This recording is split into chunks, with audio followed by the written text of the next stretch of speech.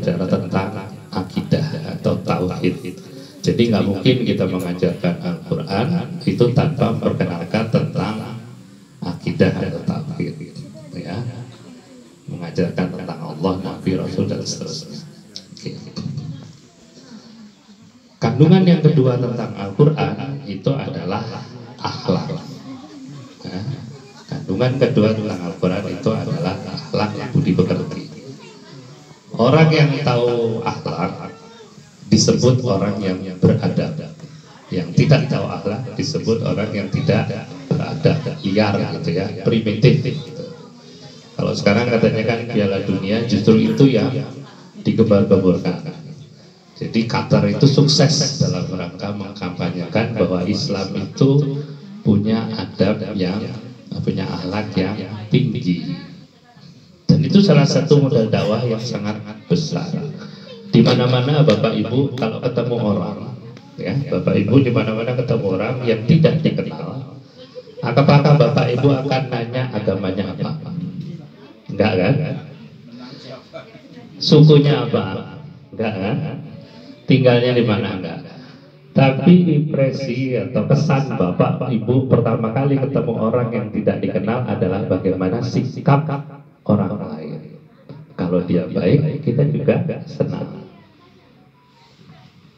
Dan itu yang namanya akhlak. Jadi sebelum kita bicara macam-macam itu, Rasulullah pun salah satu kunci suksesnya dalam berdakwah adalah karena Rasulullah pun mengatakan bahwa misi beliau di sini adalah untuk menyempurnakan akhlak. Nah, jadi bagian penting dari pendidikan Al-Quran itu adalah mendidik akhlak dari anak-anak kita.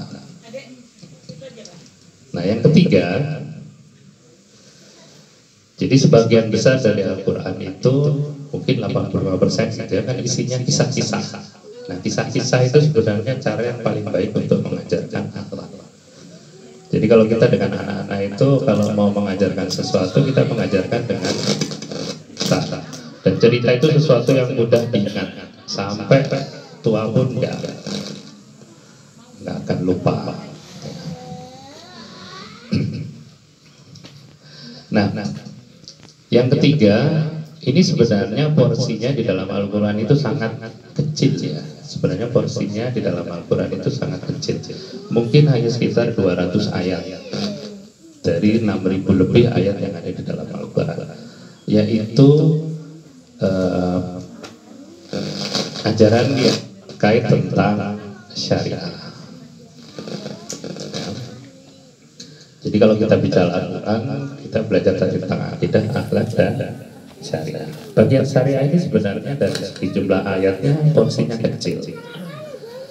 Tapi kalau kita lihat sekarang, pengembangan ilmu tentang syariah ini sudah sangat luar biasa.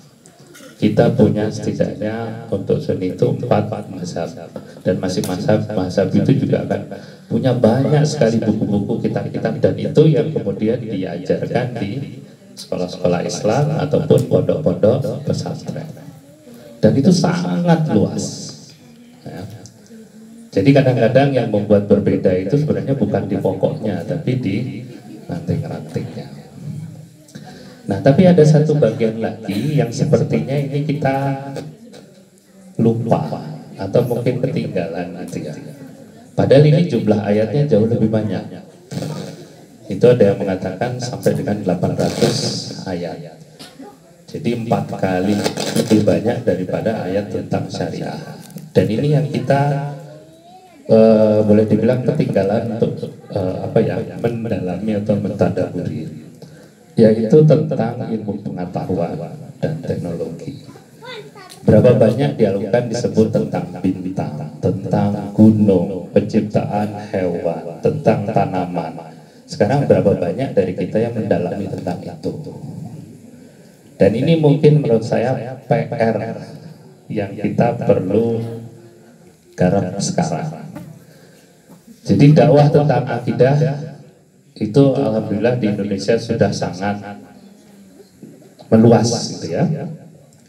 Kalau kita lihat sejarah Indonesia, dakwah Islam itu nggak pernah mati. pernah ada dalam kondisi sulit